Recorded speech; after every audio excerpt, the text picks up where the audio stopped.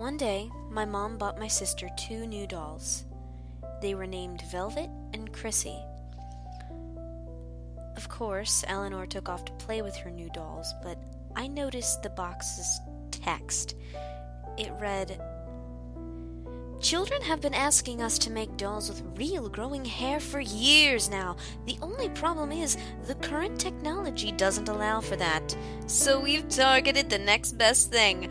A voodoo witch doctor who can transfer human souls into plastic dolls and give them lifelike characteristics.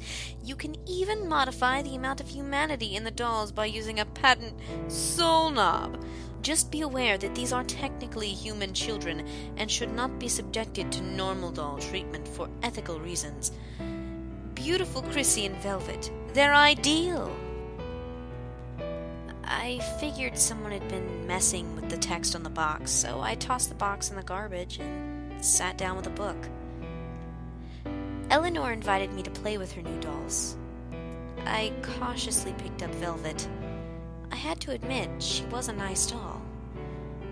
I saw the knob on her back, but avoided that. Eleanor didn't touch the knob either. That night, I took out Velvet and turned the knob all the way up. To my shock, she looked up at me and began to cry. I gasped, turned the knob down, and hummed her at the wall. Then I locked her in my sister's room. The next day, my sister said that Velvet had a crack in her head. She asked what I had done, so I told her. But she didn't believe me. So I did something I'm not very proud of. I fished through the garbage and retrieved the box. Eleanor was only 10, but smart for her age. She wanted proof, so I took Velvet and turned the knob all the way up. Velvet looked at me and yelled, "You're the reason for this crack! It's your fault, Marie!" I ripped off the head of the doll. We threw her in the attic and put Chrissy up for sale on eBay. That night, our parents went out and left me in charge.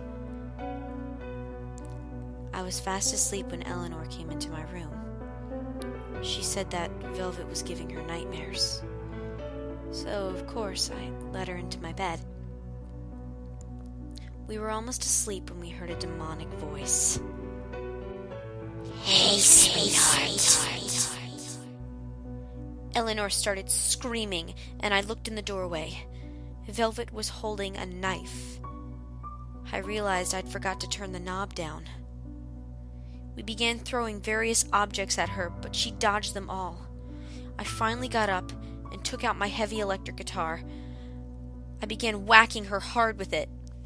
She fell over a few times, but still held on to the knife. Eleanor began beating the doll with a heavy book. She slashed at me. I felt the blood run down my leg and a searing pain. I fell hard. Eleanor grabbed Velvet and managed to wrestle the knife from her, pinning her with little green sneakers. She turned the knob all the way down, and Velvet stopped moving.